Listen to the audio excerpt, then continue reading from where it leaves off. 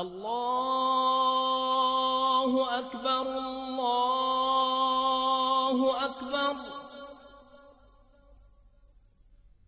الله أكبر الله أكبر.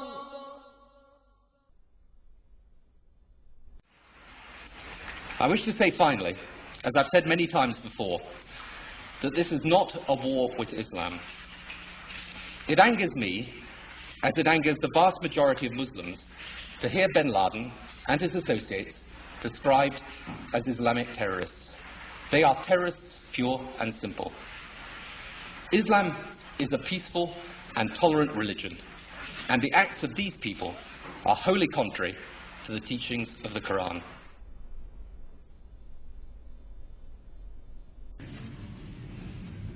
I also want to speak tonight directly to Muslims throughout the world. We respect your faith. It's practiced freely by many millions of Americans, and by millions more in countries that America counts as friends. Its teachings are good and peaceful, and those who commit evil in the name of Allah blaspheme the name of Allah.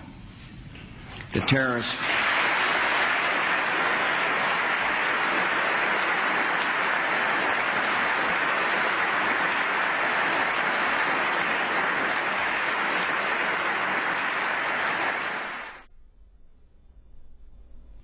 I want you to understand, I want the world to understand that our actions today were not aimed against Islam.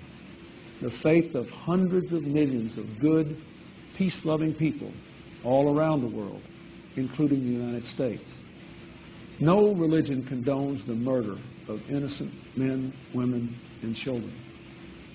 But our actions were aimed at fanatics and killers who wrap murder in the cloak of righteousness, and in so doing, profane the great religion in whose name they claim to act.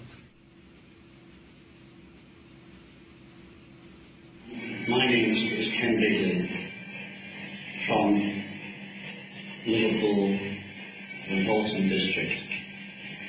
I'm here in Iraq, and I think this is possibly my last chance to speak to somebody who will listen from you.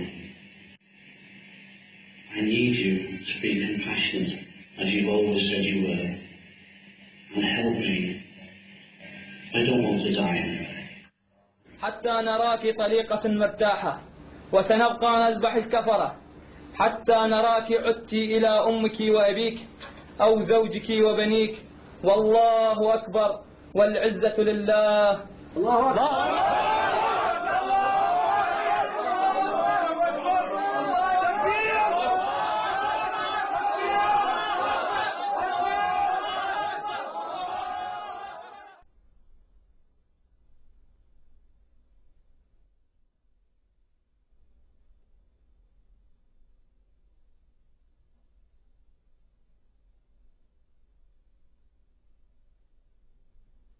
The tendency of Western political leaders to deny the connection between Orthodox Islamic mainstream and terrorist violence is replicated in the universities and the media. Wherever you look, both in Western Europe and in North America, the members of the elite class have this tendency to proclaim Islam, some mysterious, authentic Islam, to be peaceful and to be tolerant, and those Muslims prone to violence are proclaimed to be non-representative fringe. Well, I would really appreciate if people who make such claims could then explain the continuity of violence from the earliest day of Islam, from the earliest days of the Prophet and his immediate successors throughout the 13 centuries of recorded history. The real burning question in the world today is, does Islam and Islamic civilization actually sanction the violence that we're seeing being perpetrated in its name around the world? And to that we have to answer, if we're going to be honest about it, an unqualified yes. The Islamic sources, the Islamic texts, starting with the Quran, but not limited to the Quran, the Islamic texts including the Hadith, Islamic tradition, Islamic theology, Islamic law, the traditions of the interpretation of the Quran throughout history and Islamic history itself all bear witness to the fact that Islam has a developed doctrine, theology, and law that mandates violence against unbelievers. The origins are, of course, in the Muslim desire to impose all over the world the only religion, the only just religion, which is Islam, and the suppression of all other religions in order to establish the rule of Allah over the whole earth.